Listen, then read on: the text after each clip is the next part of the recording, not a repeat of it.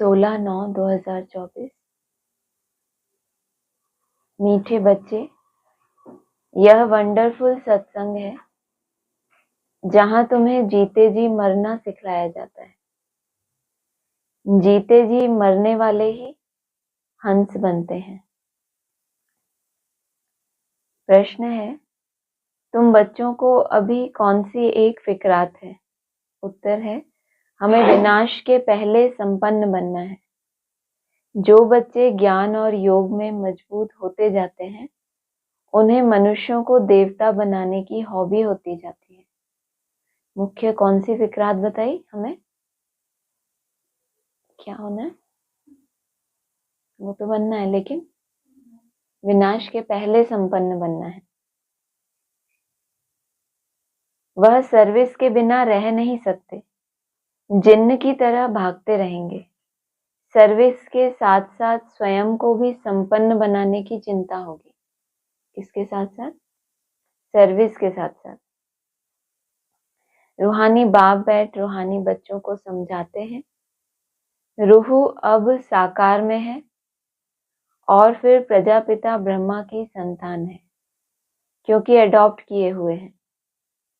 तुम्हारे लिए सब कहते हैं यह भाई बहन बनाती हैं। बच्चों को बाप ने समझाया है, असल में तुम आत्माएं भाई भाई हो। अब नई सृष्टि होती है तो पहले पहले ब्राह्मण चोटी चाहिए। तुम शूद्र थे, अभी ट्रांसफर हुए हो। ब्राह्मण भी तो चाहिए जरूर। प्रजापिता ब्रह्मा का नाम तो बाला है। इस हिसाब से तुम समझते हो कि हम सब बच्चे भाई बहन ठहरे। जो भी अपने को ब्रह्मा कुमार कुमारी कहलाते हैं, वह जरूर भाई बहन ठहरे। अगर खुद को कहलाते हैं और स्थिति भाई बहन की नहीं है, तो बाबा कह रहे हैं सिर्फ अपने को कहला रहे हैं, बाकी है नहीं। सभी प्रजापिता ब्रह्मा की संतान है तो भाई बहन जरूर होना चाहिए।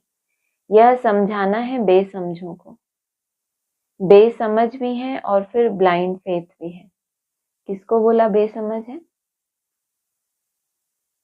बेसमझ क्यों बताया? जो अपने को भाई बहन की स्टेज में भी नहीं ला पाए, वो बेसमझ। दूसरा ब्लाइंड फेथ है। जिनकी पूजा करते हैं, फेथ रखते हैं यह फलाना है, परंतु उसे जानते कुछ भी नहीं। लक्ष्मी नारायण की पूजा करते हैं, परंतु वह कब आए, कैसे बने, फिर कहाँ गए, ये कोई भी नहीं जानते। कोई भी मनुष्य नेहरू आदि को जानते हैं तो उन्हों की हिस्ट्री ज्योग्राफी का भी सब पता है। अगर बायोग्राफी को नहीं जानते तो वह क्या काम का? पूजा करते हैं परंतु उनकी जीवन कहानी को नहीं जानते। मनुष्यों की जीवन कहानी को तो जानते हैं, परंतु जो बड़े पास्ट हो गए हैं उनकी एक की भी जीवन कहानी को नहीं जानते। शिव के कितने ढेर पुजारी हैं, पूजा करते हैं, फिर मुख से कह देते हैं वह तो पत्थर भित्तर में है, कण कण में है। क्या यह जीवन कहानी ठहरी? यह तो अकल की बात ही नहीं हुई। अपने को भी पतित कहते हैं। पतित अक्षर कितना फिट है। पतित माना विकारी। तुम समझा सकते हो कि हम ब्रह्मा कुमार कुमारी क्यों कहलाते हैं? क्योंकि ब्रह्मा की औलाद हैं और एडॉप्टेड हैं। हम कुख वंशावली नहीं, मुख वंशावली हैं। ब्राह्मण ब्राह्मणियां तो भाई बहन ठहरे ना, तो उनकी आपस में क्रिमिनल आई हो न सके। खराब ख्यालात मुख्य हैं ही काम के। तुम कहते हो हम प्रजापिता ब्रह्मा की संतान भाई बहन बनते हैं। तुम समझते हो हम सब हैं शिव बाबा की संतान भाई भाई, यह भी पक्का है। दुनिया को कुछ भी पता नहीं, ऐसे ही सिर्फ कह देते हैं।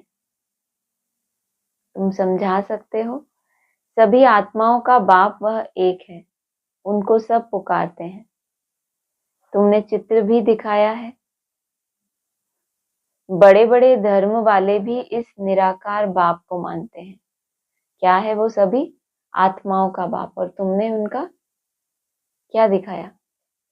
चित्र भी दिखाया है कि बड़े बड़े धर्म वाले भी इस निराकार बाप को मानते हैं। वह है निराकार आत्माओं का बाप, और फिर साकार में सभी का बाप प्रजापिता ब्रह्मा है, जिनसे वृद्धि को पाते रहते हैं। झाड़ बढ़ता जाता है, भिन्न भिन्न धर्मों में आते जाते हैं। आत्मा तो इस शरीर से न्यारी है। शरीर को देखकर कहते हैं यह अमेरिकन है, यह फलाना है। आत्मा को तो नहीं कहते। आत्माएं सब शांति धाम में रहती हैं, वहां से आती हैं पार्ट बजाने। तुम कोई भी धर्म वाले को सुनाओ, पुनर्जन्म तो सब लेते हैं, और ऊपर से भी नई आत्माएं आती रहती हैं। तो बाप समझाते हैं तुम भी मनुष्य हो। मनुष्य को ही तो सृष्टि के आदि मध्य अंत का मालूम होना चाहिए कि यह सृष्टि चक्र कैसे घूमता है, इनका रचयिता कौन है, कितना समय इनके फिरने में लगता है। सृष्टि चक्र मतलब कि पूरा एक ड्रामा।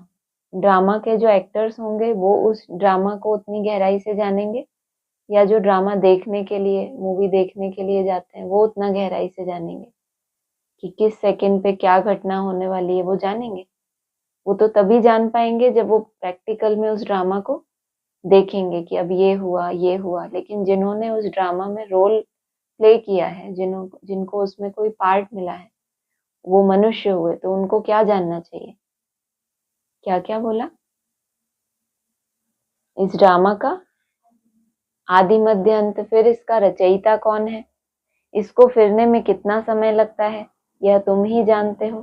देवताएं तो नहीं जानते, मनुष्य ही जानकर फिर देवता बनते हैं। मनुष्य को देवता बनाने वाला है बाप। बाप अपना और रचना का भी परिचय देते हैं। तुम जानते हो हम बीज रूप बाप के बीज रूप बच्चे हैं। जैसे बाप इस उल्टे वृक्ष को जानते हैं, वैसे हम भी जान गए हैं।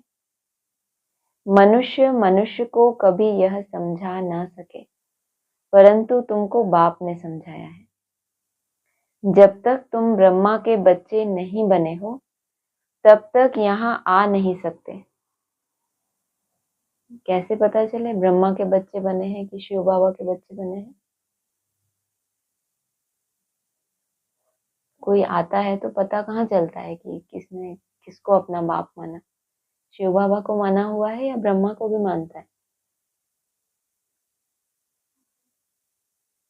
जो साकार को भी रिगार्ड दें। बाबा कहते हैं ना, कोई कोई ऐसे हैं जो कहते हैं हम तो निराकार से डायरेक्ट प्राप्ति करेंगे, ये ब्रह्मा मीडिया से हमारा कोई भी लेना देना है ही नहीं, हम डायरेक्ट प्राप्ति करेंगे। तो जब तक ब्रह्मा के बच्चे नहीं बने हो, माना खुद को कहते हैं ना, कोई कोई ब्रह्मा के साथ भी क्या करते हैं, रीस करते हैं, क्या बनना पड़े उसका भी बच्चा, तब तक यहाँ आ नहीं सकते। जब तक पूरा कोर्स लेकर समझते नहीं, तब तक तुम ब्राह्मणों की सभा में बैठा कैसे सकते हो। इसको इंद्र सभा भी काहे कहते हैं। इंद्र कोई वह पानी की बरसात नहीं बरसाते, इंद्र सभा कहा जाता है। परियां भी तुमको बनना है, अनेक प्रकार की परियां गाई हुई हैं। कोई बच्चे अच्छे शोभवान होते हैं तो कहते हैं ना, यह तो जैसे परी है। परी अर्थात जो परी क्या करती है, जो हम नहीं करते। परी क्या करती है? परी उड़ती है। तो जो कोई ऐसे शोभावान बच्चे बाबा देखते हैं फरिश्ता रूप में, हल्के एकदम, मन बुद्धि से भी हल्के, तो कहते हैं जैसे कि ये तो परी है। पाउडर आदि लगाकर सुंदर बन जाते हैं। लौकिक दुनिया में श्रृंगार करके सुंदर बनते हैं, और यहाँ परी कैसे बनते हैं? कितना आसान है वैसे परी बनना दुनियावी दृष्टि से। और यहाँ पर आत्मा को क्या करना पड़ता है? श्रृंगार करना पड़ता है। कैसे श्रृंगार होता है, क्या बताया बाबा ने उस दिन? श्रृंगार के ऊपर सारी वाणी चली ना 2 दिन पहले, क्या बताया था?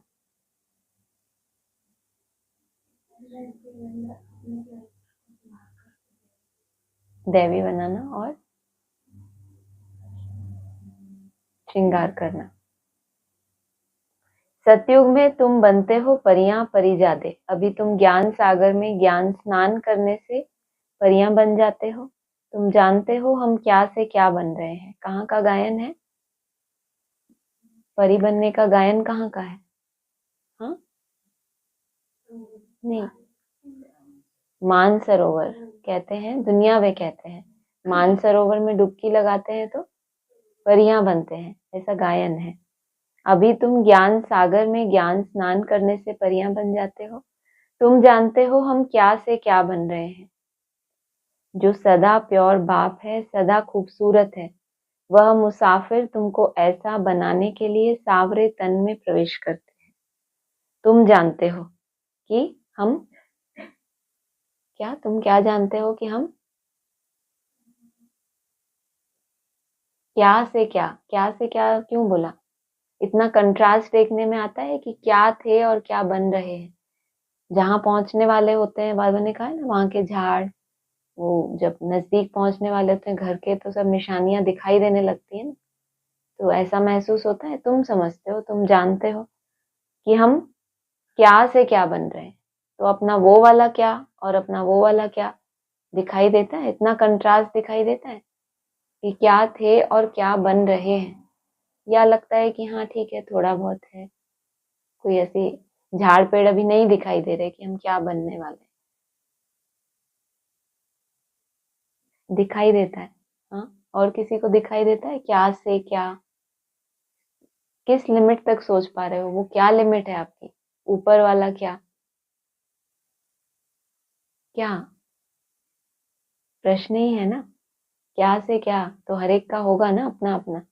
किसी का होगा लिमिट 8 कला तक, कि शून्य कला से हम 8 कला तक क्या से क्या बन रहे हैं, कितनी बड़ी बात है। किसी के लिए फिर 9 कला, 10 कला, 12 कला, 14, 16, और किसी के लिए फिर कलातीत। तो सबका क्या अलग है, इसलिए बाबा ने बताया नहीं, अपना अपना तुम खुद ही जानते हो कि हम क्या से क्या बन रहे हैं। जो सदा खूबसूरत है, वह मुसाफिर तुमको ऐसा बनाने के लिए सांवरे तन में प्रवेश करते हैं। अब गोरा कौन बनाए? बाबा को बनाना पड़े ना। सृष्टि का चक्र तो फिरना है। अब तुमको गोरा बनना है। पढ़ाने वाला ज्ञान सागर एक ही बाप है।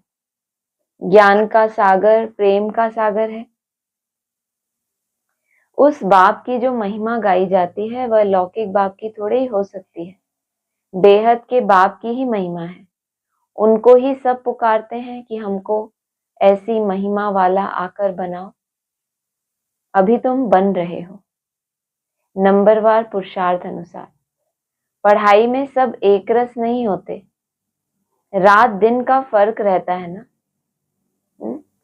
पढ़ाई एक सी है, लेकिन पढ़ाई में सब एक रस नहीं रहते। फर्क कितना बताया? रात और दिन का फर्क हो जाता है पढ़ने में ही सिर्फ। पुरुषार्थ की तो बात ही अलग है, याद की सब्जेक्ट जिसमें माया सबको फेल करती है। लेकिन यहाँ क्या बताया? पढ़ाई में भी क्या है, रात दिन का फर्क रहता है। तुम्हारे पास भी बहुत आएंगे। ब्राह्मण जरूर बनना है, फिर कोई अच्छी रीति पढ़ते हैं, कोई कम।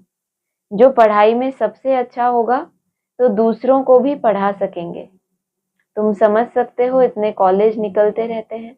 बाबा भी कहते हैं कॉलेज ऐसा बनाओ जो कोई भी समझ सके कि इस कॉलेज में रचता और रचना के आदि मध्य अंत का नॉलेज मिलता है। बाप भारत में ही आते हैं तो भारत में ही कॉलेज खुलते रहते हैं।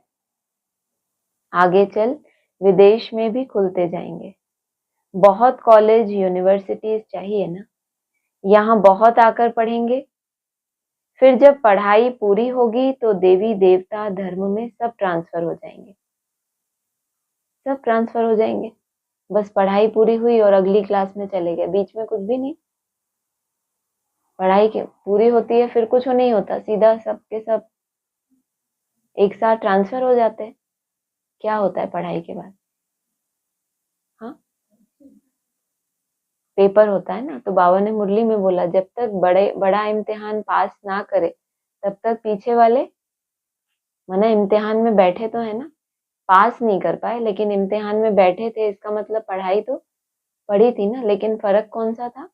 रात दिन का फर्क था। उस कॉलेज में तो थे ना, तभी तो एग्जाम में बैठे। तो जब पढ़ाई पूरी होगी तो देवी देवता धर्म में सब ट्रांसफर हो जाएंगे, जिन्होंने एग्जाम पास किया होगा। तुम मनुष्य से देवता बनते हो ना। गायन भी है मनुष्य से देवता कि ये करत न लागी बार। यहाँ यह है मनुष्यों की दुनिया, वह है देवताओं की दुनिया।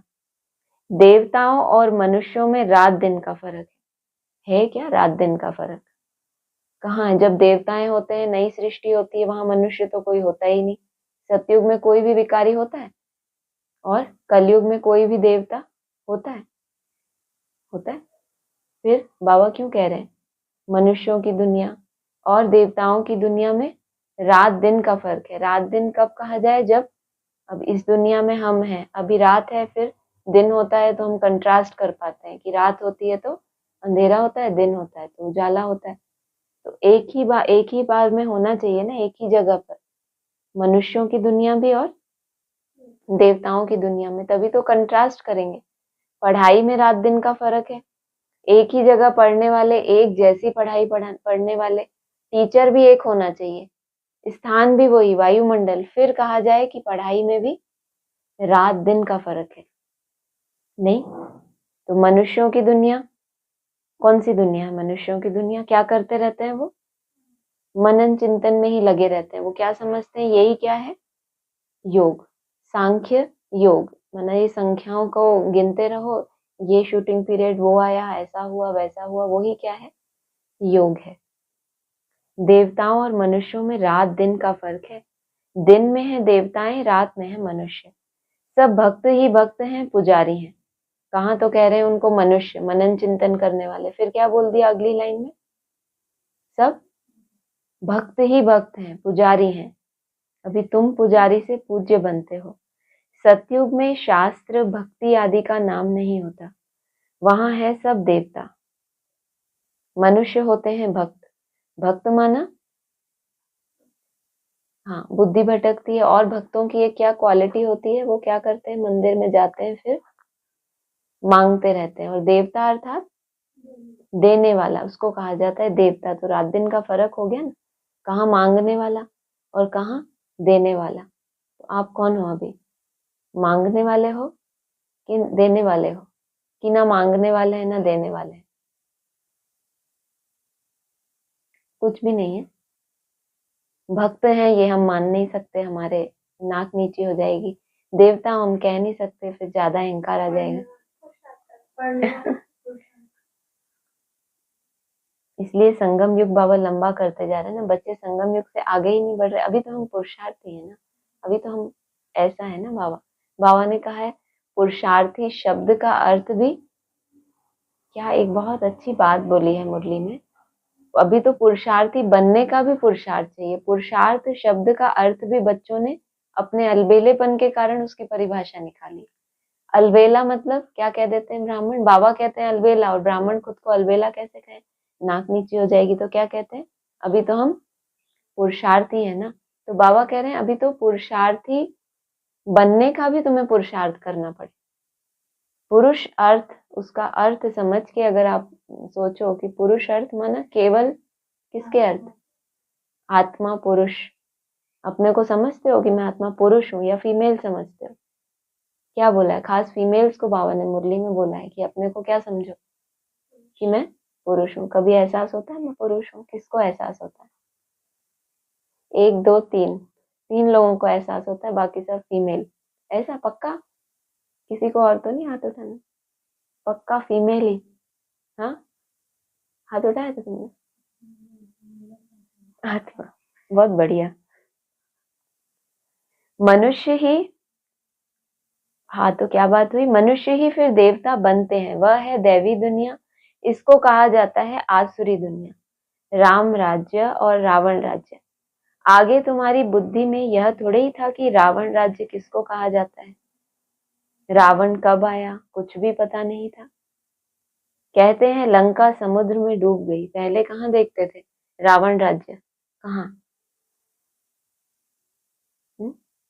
रावण राज्य पहले किसको समझते थे? कि ब्राह्मणों की दुनिया, पुरानी लौकिक दुनिया को समझते थे अभी तक?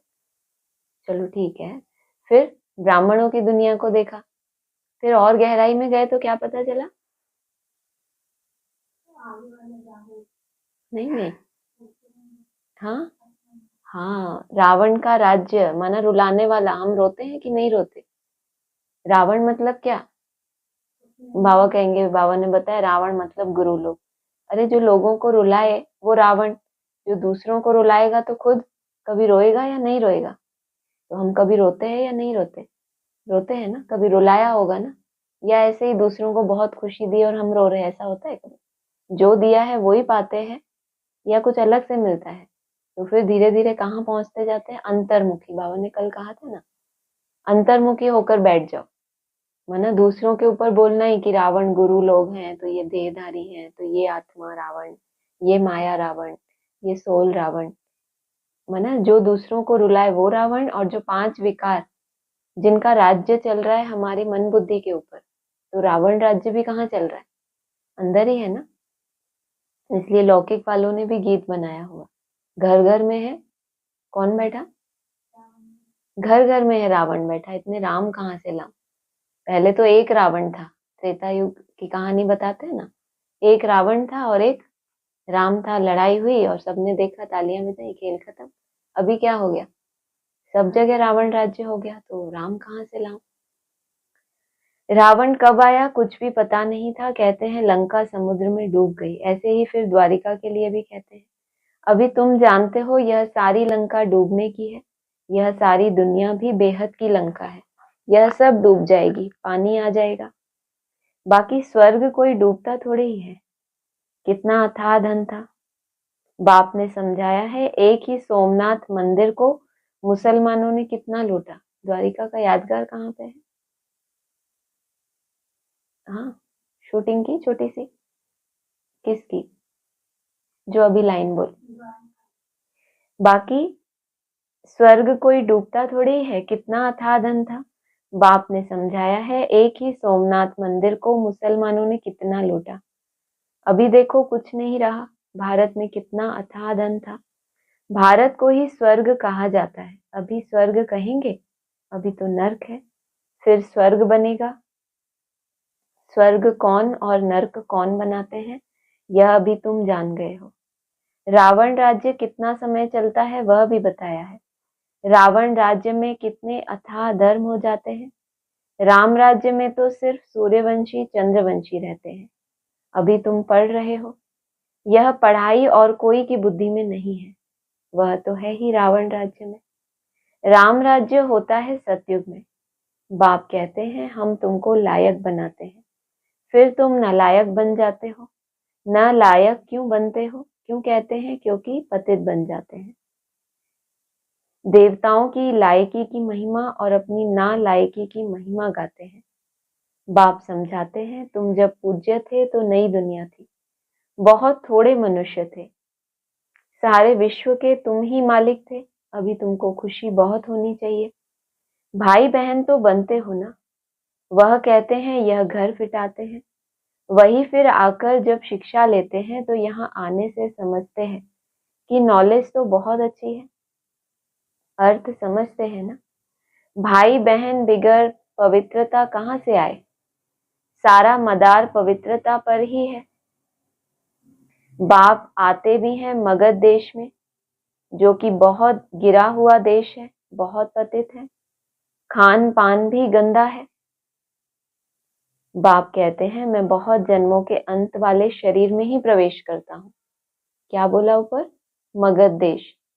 लौकिक दृष्टि में, दुनियावी भौगोलिक दृष्टि से मगध देश कहाँ पे माना जाता है अभी भारत में? हाँ, बिहार। उस पे इंटरनेट पे सर्च करोगे तो पता पड़ेगा कि मगध की राजधानी क्या थी? पाटलिपुत्र माना पटना, उसको कहेंगे अभी के हिसाब से बिहार। तो बाबा ने कहा जो बहुत गिरा हुआ देश है, गरीब बताते हैं ना बिहार स्टेट को। खान पान भी कैसा है? बहुत गंदा है। बाप कहते हैं मैं बहुत जन्मों के अंत वाले शरीर में ही प्रवेश करता हूँ। तो ये बेहद की बात हुई ना। यही 84 जन्म लेते हैं, लास्ट सो फिर फर्स्ट, फर्स्ट सो लास्ट। मिसाल तो एक का बताएंगे ना। तुम्हारी डायनेस्टी बनने वाली है।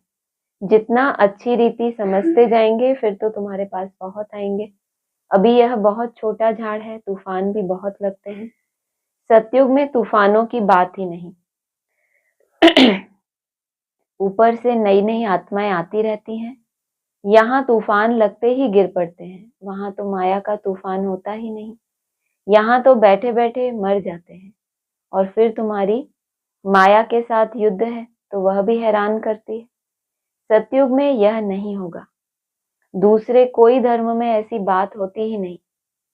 रावण राज्य और राम राज्य को और कोई समझते ही नहीं है।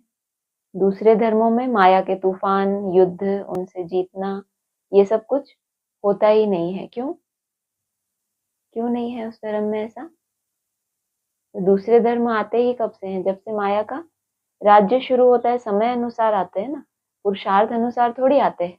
पुरुषार्थ करेंगे जीत पाने का तो माया तुमसे युद्ध करेगी। तुम्हें पुरुषार्थ ही नहीं करना, तुम्हें समय आने पर सेट होना है, तो फिर माया तुमसे युद्ध क्यों करेगी? क्यों तुम्हारे सामने तूफान लाएगी? रावण राज्य और राम राज्य को और कोई समझते ही नहीं। भल सत्संग में जाते हैं, वहां मरने जीने की बात नहीं होती। यहाँ तो बच्चे एडॉप्ट होते हैं, कहते हैं हम शिव बाबा के बच्चे हैं, उनसे वर्षा लेते हैं। लेते लेते फिर गिर पड़ते हैं तो वर्षा भी खलास, हंस से बदलकर बगुला बन जाते हैं। फिर भी बाप रहम दिल है तो समझाते रहते हैं, कोई फिर से चढ़ जाते हैं। जो थमे रहते हैं उनको कहेंगे महावीर और हनुमान।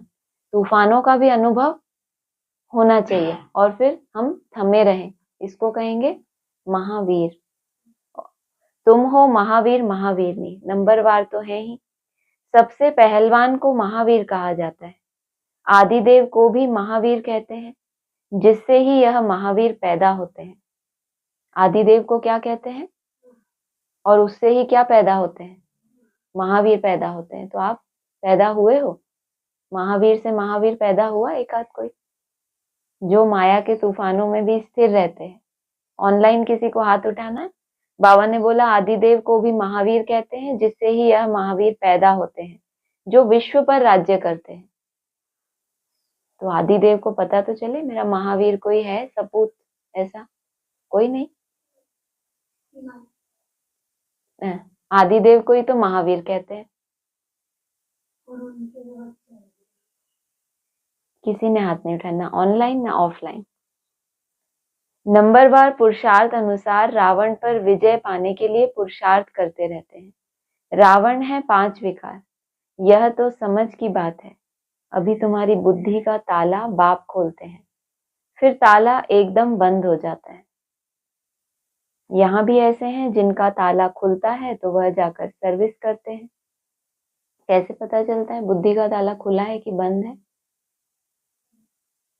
नहीं, बाबा ने जो पूछा अभी ऊपर कि महावीर है कि नहीं है, तो क्यों डिसाइड नहीं कर पाए कोई भी कि है कि नहीं है? महावीर मतलब क्या समझते हो? मतलब हाँ, स्थिर रहे मतलब पुरुषार्थ में लगा रहे, या पुरुषार्थ पूरा हो गया तब महावीर? कब की बात है? जब माया के तूफान आ रहे हैं, बाबा ने बोला वहां तो कोई माया होती ही नहीं है। फिर जब माया के तूफान भी आए, हार भी खाई, और फिर वापस पुरुषार्थ में खड़े हो जाएं, तो ऐसा यहाँ कोई भी नहीं। अब क्यों हाथ उठाए? तो बाबा कह रहे बुद्धि में ताला लगा रहता है, इसका मतलब स्मृति। हनुमान के साथ क्या हुआ था दिक्कत? उड़ सकता था वो, लेकिन उसको स्मृति ही नहीं थी कि मैं उड़ सकता हूँ। तो महावीर बनने की बात ही कब आती है? जहां माया है वहां वीरता दिखानी होती है। या सतयुग में कोई है ही नहीं, देवता बने, वहां कोई तलवार उठाता है? हिस्ट्री में राजाएं हुए हैं, तो द्वापर कलयुग में जब विधर्मी आए तब उन्होंने महावीरता दिखाई, या सतयुग त्रेता में थे तब महावीरता दिखाते थे? आप लोगों ने परिभाषा क्या समझी हुई महावीर की? आदि देव है वो, उसको महावीर कहते हैं। है क्या वो?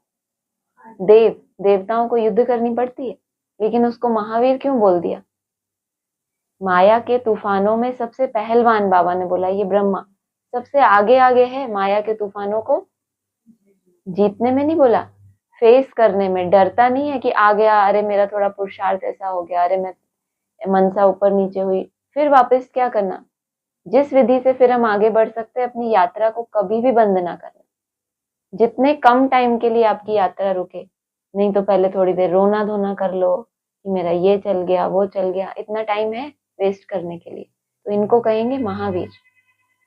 अभी अभी हारे माया से, रियलाइज हुआ और फिर उड़ने लगे, तो क्या कहेंगे? महावीर। अभी कितने महावीर हैं? एक बार उठा दो अगर अच्छा लग रहा हो तो। कथा अच्छी लगी हो, 1 2 3 4 5 6। नहीं, हिमालय में बैठे महावीर को अच्छा लगना चाहिए ना कि हाँ मेरे महावीर भी सपूत हैं कोई। नहीं तो फिर वापस ही नहीं आए कि चलो तुम ठीक हो, अभी तो वहां कोई है ही नहीं, किसके लिए आए। तो यह तो समझ की बात है। क्या ये मैंने गलती से पढ़ा, लेकिन अच्छी बात है कि ये जब तक समझ नहीं आया था तो किसी ने हाथ भी नहीं उठाया था, तो बाबा ने बोला जिससे ही यह महावीर पैदा होते हैं जो विश्व पर राज्य करते हैं, नंबरवार पुरुषार्थ अनुसार रावण पर विजय पाने के लिए पुरुषार्थ करते रहते हैं। रावण है 5 विकार। यह तो समझ की बात है कि जो जीत पाने के लिए निरंतर पुरुषार्थी हैं वही क्या है? महावीर। तो यहाँ भी ऐसे हैं जिनका ताला खुलता है तो जाकर सर्विस करते हैं। वह बाप कहते हैं जाकर सर्विस करो, गटर में जो पड़े हैं उनको निकालो। ऐसे नहीं कि तुम भी गटर में गिरो, तुम बाहर निकल औरों को भी निकालो। विषय वैतरणी नदी में अपरम अपार दुख है, अभी अपरम अपार सुखों में चलना है। जो अपरम अपार सुख देते हैं उनकी महिमा गाई जाती है। रावण जो दुख देते हैं उनकी महिमा होगी क्या? रावण को कहा जाता है असुर। बाप कहते हैं तुम रावण राज्य में थे, अभी अपार सुख पाने के लिए तुम यहाँ आए हो। तुमको कितने अपार सुख मिलते हैं? अभी अपार सुख पाने के लिए आए हो, और कितने अपार सुख मिलते हैं? अभी पाने के लिए आए हो या सुख मिलने लगे? क्या है दोनों में से? ये तो बहुत ही दुखी हैं, क्या बताएं। ना खाना मिलता है ना ढंग से, है ना, बहुत दुख है। अपार सुख पाने के लिए आए थे, क्योंकि जब आए थे तब तो ब्रह्म भोजन बनते थे, तो हमने सोचा यहाँ तो अपार सुख है, इतना तो घर में भी नहीं मिलता। फिर बाद में क्या हुआ? छाछ डोडा मिला। क्या है? अपार सुख पाने के लिए आए हैं या पाते रहते हैं? दोनों में से क्या है? जो थोड़ा थोड़ा सुख जो पहले नहीं था आत्मा के पास वो मिलता है, तो आत्मा को आगे की अपने झाड़ पेड़ दिखेंगे ना कि यहीं से मेरी शुरुआत है। जो ये पहले नहीं था मेरे पास, ये एडिशन मेरे मन बुद्धि में हो गया, तो वहीं से अपार होगा या सीधा अपार सुख मिलेगा? धीरे धीरे करके ऐड होगा ना। तुमको कितने अपार सुख मिलते हैं, खुशी कितनी रहनी चाहिए, और खबरदार भी रहना चाहिए। पोजीशन तो नंबरवार होती है, हर एक एक्टर का पोजीशन अलग है, सब में तो ईश्वर हो न सके। बाप हर बात बैठ समझाते हैं, तुम बाप को और रचना के आदि मध्य अंत को जान जाते हो नंबरवार पुरुषार्थ अनुसार। नंबरवार पढ़ाई पर ही मार्क्स होती है, यह है बेहद की पढ़ाई। इसमें बच्चों का बहुत अटेंशन होना चाहिए, पढ़ाई एक रोज भी मिस ना हो। हम हैं स्टूडेंट, गॉड फादर पढ़ाते हैं, वह नशा बच्चों को चढ़ा रहना चाहिए। पढ़ाई मिस तो नहीं करते हो ना? मिस तो नहीं करते पढ़ाई? कल क्या होमवर्क दिया था पढ़ाई में?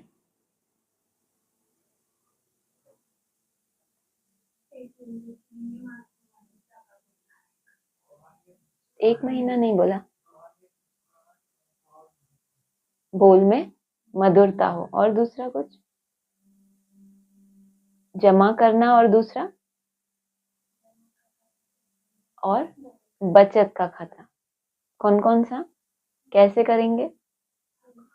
जितना सफल करेंगे उतनी सफलता पाएंगे, बस। और किसी को कुछ आ रहा है? डायमंड मॉर्निंग कल बाबा ने खास बोला, नया वर्ष मनाने के लिए आए थे ना, 3 मास के बाद आओ या ना आओ, 3 मास के बाद नया वर्ष भी है, तो कल वो टाइम भी दिया। हम हैं स्टूडेंट, गॉड फादर पढ़ाते हैं, वह नशा बच्चों को चढ़ा रहना चाहिए। भगवानुवास सिर्फ उन्होंने नाम बदलकर श्री कृष्ण का डाल दिया है, भूल से श्री कृष्ण भगवानुवास समझ लिया है, क्योंकि श्री कृष्ण हुआ नेक्स्ट टू गॉड। स्वर्ग जो बाप स्थापन करते हैं उनमें नंबर 1 यह है ना, यह ज्ञान अभी तुमको मिला है। नंबरवार पुरुषार्थ अनुसार अपना भी कल्याण करते हैं और दूसरों का भी कल्याण करते रहते हैं। उनको सर्विस बिगर कभी सुख नहीं आएगा। तुम बच्चे योग और ज्ञान में मजबूत हो जाएंगे तो काम ऐसे करेंगे जैसे जिन्न, या हठ योगी होके बैठ जाएंगे। जब ज्ञान और योग में मजबूत हो जाएंगे तो जो भी काम मिले, तुम्हें हड्डी सेवा मिले, तुम्हें मनसा सेवा मिले, पुरुषार्थ का लक्ष्य मिले, कैसे करेंगे? जिन्न। जिन्न मतलब जो कभी भी थकता नहीं है और जिसने अपनी इंद्रियों को जीता हुआ है। मनुष्य को देवता बनाने की आदत लग जाएगी। मौत के पहले ही पास होना है। सर्विस बहुत करनी है, पीछे तो लड़ाई लगेगी, नेचुरल कैलेमिटीज भी आएंगी। अच्छा, मीठे मीठे सिकिलदे बच्चों प्रति माता पिता बाप दादा का याद प्यार गुड मॉर्निंग। रूहानी बाप की रूहानी बच्चों को नमस्ते। रूहानी बच्चों की रूहानी बाप दादा को नमस्ते। सार है, लास्ट सो फर्स्ट जाने के लिए महावीर बन पुरुषार्थ करना है। माया के तूफानों में हिलना नहीं है। बाप समान रहमदिल बन मनुष्यों की बुद्धि का ताला खोलने की सेवा करनी है। ज्ञान सागर में रोज ज्ञान स्नान कर परिजादा बनना है। एक दिन भी पढ़ाई मिस नहीं करनी। भगवान के हम स्टूडेंट हैं, इस नशे में रहना है। वरदान है, गंभीरता के गुण द्वारा फुल मार्क्स जमा करने वाले गंभीरता की देवी या देवता भव। वर्तमान समय गंभीरता के गुण की बहुत बहुत आवश्यकता है। क्या समझते हैं गंभीरता मतलब? बोलो, आप क्या समझते हो? और हाँ, अलबेलेपन से दूर, ये गंभीरता है। और गंभीर होता है, उसमें कौन सी शक्ति होती है? बोलो, अभी बोला था नहीं, समय बोला था। वर्तमान समय गंभीरता के गुण की बहुत बहुत आवश्यकता है, क्योंकि बोलने की आदत बहुत हो गई है। जो आता है वो बोल देते हो। किसी ने कोई अच्छा काम किया और बोल दिया तो आधा खत्म हो जाता है। गंभीरता का गुण माना समाना। जो भी अच्छा पुरुषार्थ किया, कोई अच्छी सेवा की, कोई त्याग किया और फिर बोल दिया। बोलना माना आपके अंदर उथलापन है, उस चीज को प्रत्यक्ष करना, अपनी सच्चाई सफाई को सिद्ध करना, मतलब उथलापन। गंभीरता अर्थात सच्चे हो हैं लेकिन गहराई हो अपने अंदर, गंभीरता हो, समाने की शक्ति हो। किसी ने कोई अच्छा काम किया और बोल दिया तो आधा खत्म हो जाता है, आधा ही जमा होता है। और जो गंभीर होता है उसका पूरा जमा होता है। इसीलिए गंभीरता की देवी और देवता बनो और अपनी फुल मार्क्स इकट्ठी करो। वर्णन करने से क्या होगा? जितना किया उतना भी अगर वर्णन करेंगे तो मार्क्स। कोई तो होते हैं जिनको जितना किया उससे ज्यादा वर्णन करने की आदत होती है, उनका तो कुछ भी जमा नहीं होता। लेकिन जितना किया है उसको सच बोलने के नाम पे कि हम सच बोल रहे हैं, इनको बताएं, नहीं तो इनको कैसे पता चलेगा? तो भी क्या है? गंभीरता का गुण नहीं है। वर्णन करने से मार्क्स कम हो जाएगी। स्लोगन है, बिंदु रूप में स्थित रहो तो समस्याओं को सेकंड में बिंदु लगा सकेंगे। ओम शांति। कि दिल का स्नेह और दिमाग का स्नेह, क्या अंतर दोनों में? दिल का स्नेह और दिमाग का स्नेह, हो गया प्रश्न। कुछ जो भी आपको बोलना है बोल दो, फिर मोबाइल मेरे पास आएगा। तो मतलब मेरा सोचना यह है कि भाई लोग जो है वो दिमाग से याद करते पता नहीं हैं। कोई कैसे याद कर, नहीं, लेकिन दिल का जैसे बाबा स्नेह कहते हैं कि कभी भावनाएं नहीं पैदा होती। आप पहले पूरा बोल लो, नहीं तो मेरा जैसे पूरा बाबा एक कहते हैं ना कि जैसे माताएं कन्या जो है डायरेक्ट बाप से प्राप्ति कर लेती हैं, फिर या विजयमाला की मड़के जो है वो डायरेक्ट प्राप्त कर लेते हैं, फिर रुद्रमाला के मड़के उनको प्राप्त करते माइक आप रखो, सिर्फ फोन दे दो।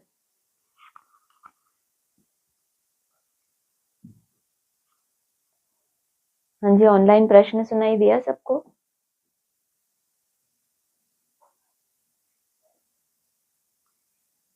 हाँ जी।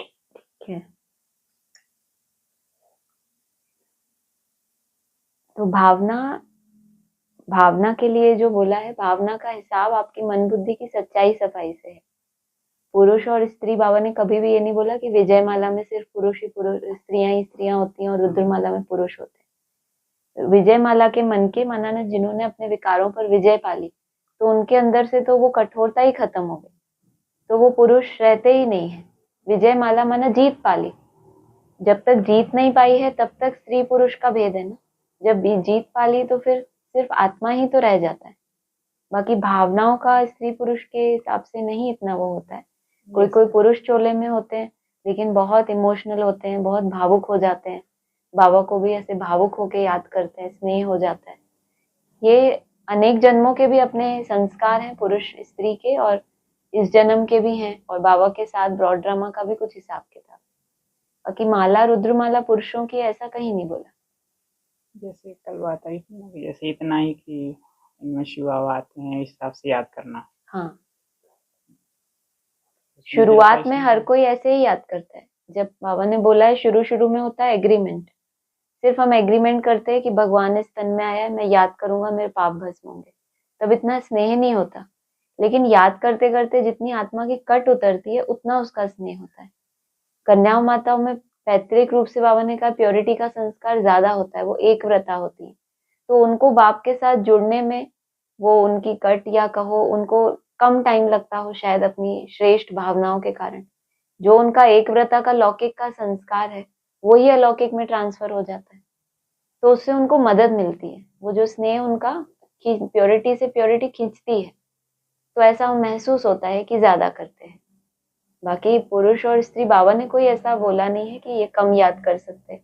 बाकी दिल और दिमाग का बैलेंस ये है कि दिमाग से भी याद करते करते एक टाइम ऐसा आता है कि जब आपका स्नेह पैदा होता है। पहले एग्रीमेंट होता है, फिर एंगेजमेंट होती है, फिर संपूर्ण समर्पण होता है। जैसे बाबा कहते हैं ना कि याद ऐसी हो जाए कि ऐसे भुलाएं कैसे। हाँ, तो ये तकलीफ तो सबको ही होती है, चाहे मेल्स हो चाहे फीमेल हो, कि याद भूलें कैसे, ऐसी स्टेज आ जाए। ऐसा कोई भी नहीं है जो बोले कि अभी हमारी वो स्टेज हो गई। पुरुषार्थी तो सब कर रहे हैं, सब पुरुषार्थ कर रहे हैं, लेकिन माला में तो फिर, और माला में तो मन के भी बराबर ही है ना। जितने रुद्रमाला के हैं, जितने मेल हैं उतने फीमेल हैं। तो फिर ये कैसे कह सकते हैं कि इन्होंने ज्यादा याद किया और इन्होंने, फिर तो पुरुषों को कम होना चाहिए माला में और फीमेल्स को ही ज्यादा होना चाहिए। लेकिन माला में तो ऐसा नहीं होता। फिर बोलना है कुछ और? हो गया? हाँ जी, ऑनलाइन किसी को कुछ बोलना है?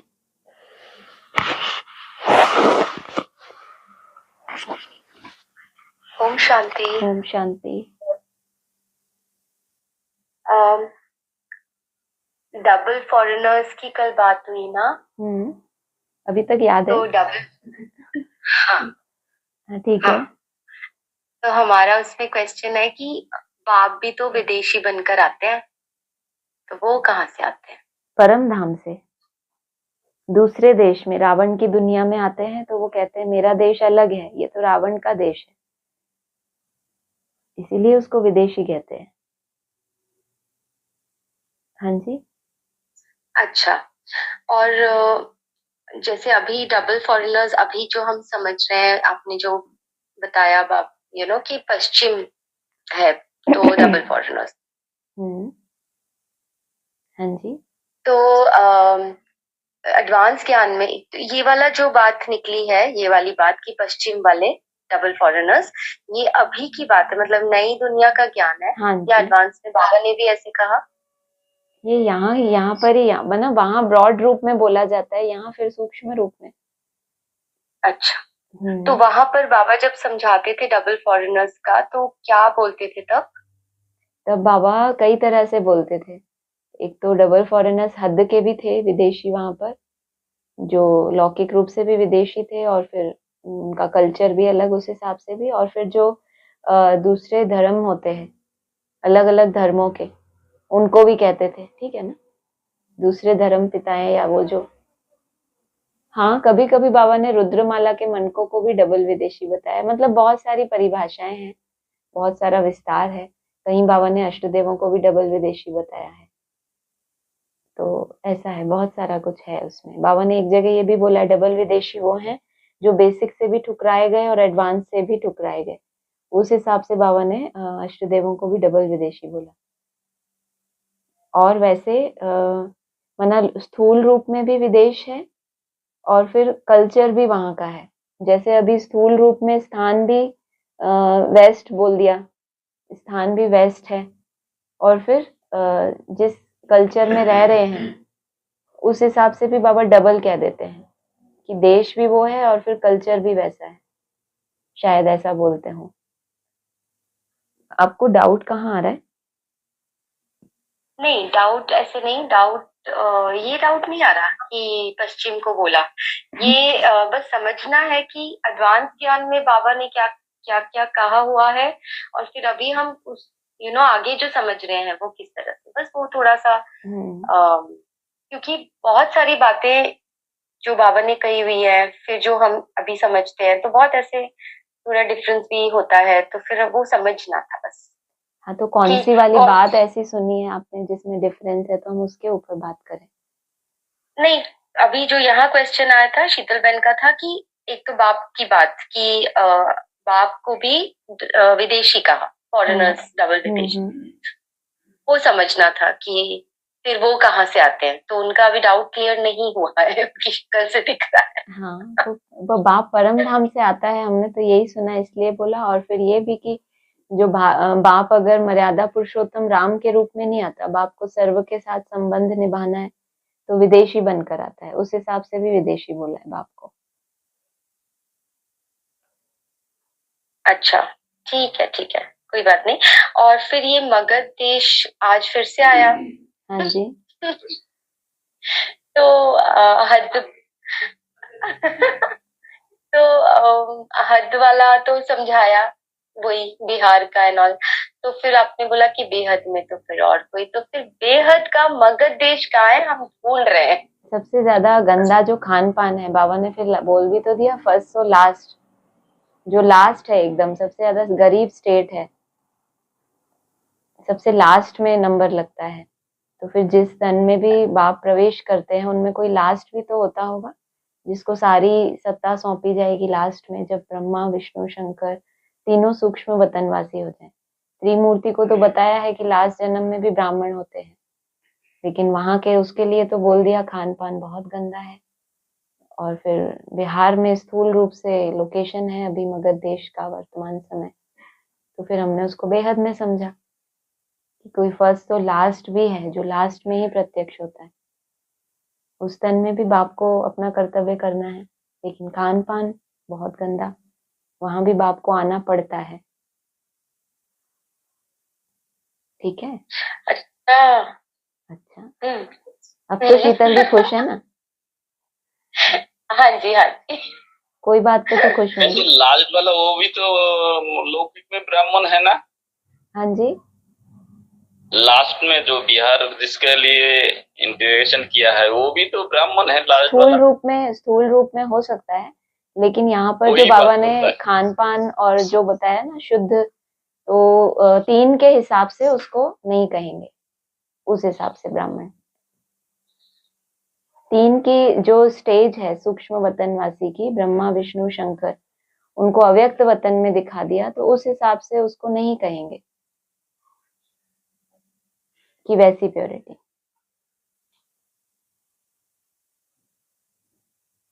हाँ जी, और क्या बोल रहे हैं? और विराट रूप का जब एक्सप्लेनेशन दिया बाबा ने, तो उसमें जो भुजाएं बताई हैं विष्णु की, तो हाँ। उसमें कमल पुष्प के बारे में बताया कि वो जगदम्बा का पार्ट है। हाँ जी। ठीक है, लेकिन वो नीचे की साइड उसका मतलब गिरा हुआ है, कमल गिरा हुआ है। तो ऐसा बताया कि वो कीचड़ में रहती है, घर गृहस्थ के कीचड़ में, तो और जगत की अम्बा है, तो उसको सबके स्वभाव संस्कार उसमें आते हैं एंड ऑल दैट, वो बताया। और लेकिन उसकी विशेषता बताई कि वो याद तो बाप को ही करती है, लेकिन फिर ये भी बताया कि व्यभिचारी वाला भी है उसके अंदर संस्कार। तो ये कुछ समझ नहीं आ रहा है। इसलिए आपको पहले भी ये बात बोली थी कि क्लैरिफिकेशन सुनोगे, बीच का उठा के सुनोगे तो कभी भी कंफ्यूजन ही बना रहेगा हमेशा। वैसे हमने जब पूरी मुरलियां समझ ली हैं, सुन ली हैं, तो हम इस चीज को समझेंगे तो अलग होगा। लेकिन आप लोगों ने अभी शुरू से पूरा जो समझाया गया है वहां से नहीं समझा है। मैं समझा देती हूँ जितना मुझे आएगा। बाकी हाँ जी। है क्लैरिफिकेशन की बात, तो क्लैरिफिकेशन में अलग चीजें होती हैं, और जो साकार मुरली के पॉइंट्स हैं जिनके आधार से अभी नई दुनिया का सार निकल आया, तो सार को जानने के बाद आप विस्तार को जानना चाह रहे हो तो आप और ज्यादा कंफ्यूज होगे। जानने बताने में कोई दिक्कत नहीं है। नहीं नहीं नहीं नहीं, हमको सार ही समझा दो, तो हमको सार तो विस्तार में जाना ही तो नहीं ये है। प्रश्न विस्तार वाला है, प्रश्न सार वाला नहीं है, क्योंकि क्लैरिफिकेशन का पॉइंट है। किसी भी मुरली में ऐसे नहीं आया है। अच्छा, विस्तार को सार में समझा दो। विष्णु की 4 भुजाएं माना अच्छा। राधा कृष्ण और राम सीता, जो बाबा ने बताया। तो जो सीता वाली आत्मा है उसको कमल फूल बताया। तो जो जगदम्बा है हद में, उसका भी तो कोई बीज होगा ना, रुद्रमाला में जो बोला है कि सब सब दीदी दादियों का श्रृंगार होगा, तो उसका भी तो बीज होगा। तो वो यादगार एक्चुअली में बीज का है, कमल फूल समान रहने का। लेकिन बाबा ने 2 तरह का कमल दिखाया। एक कमल है, नीचे है उसका मुख। एक कमल ऐसे है त्रिमूर्ति में, शायद त्रिमूर्ति में है कि लक्ष्मी नारायण के ऊपर जो त्रिमूर्ति है उसमें जो कमल फूल है उसका मुख ऊपर की तरफ है। तो 2 तरह के कमल फूल हैं। एक जगदम्बा है जो हद में है, जिसको सारा ब्राह्मण परिवार जानता है कि वो गर्भग्रस्त में है, और एक उसका जो बीज है वो उन 4 आत्माओं में है कि राधा कृष्ण और राम सीता, उसमें उसका यादगार है। तो वो उसका भी श्रृंगार करने वाला बीज हो गया। ये था सार। आया समझ? हाँ जी हाँ जी, आया हाँ आया। जी हाँ जी में दम नहीं लग रही क्या आया नहीं, आया समझ, बट ऐसे मजा नहीं आया। मजा कहाँ आएगा? इतना हमें पेट भरने की आदत है, तो थोड़ा सा कुछ मिलेगा तो कहाँ मजा आएगा? 1-2 चम्मच खाने को मिले। विस्तार का अभ्यास हो रहा है तो फिर है सार की बात, 2-3 बार सुनना समझ आ जाएगा। ठीक है ठीक है। और और और कहा ना कि जब तक हम ब्रह्मा के बच्चे नहीं बने, आज की मुरली, हाँ तब तक यहाँ यहाँ आ नहीं सकते। फिर आपने कहा कि कैसे पता चले किसके बच्चे बने हैं, ब्रह्मा बाबा या शिव बाबा? हाँ जी तो वो हाँ, तो एक्सप्लेन बताया ना किया कि था। खुद को ब्रह्मा का बच्चा समझना। हाँ किया था ना, किसी ने जवाब भी दिया था तो उसी को आगे बढ़ाया था कि कहता है ना कोई कोई कि हम ब्रह्मा को नहीं मानते, हम तो डायरेक्ट शिव से प्राप्ति करेंगे। तो ब्रह्मा के भी बच्चे, उसके आगे भी खुद को बच्चा बनाना पड़े, निरहंकारी बनना पड़े। कोई कोई रेस करते हैं ब्रह्मा के साथ, ऐसा भी बाबा ने बोला है। तो रेस करते हैं तो खुद को उसका भी बच्चा मानना पड़े, तब आगे बढ़ेंगे, ये बोला।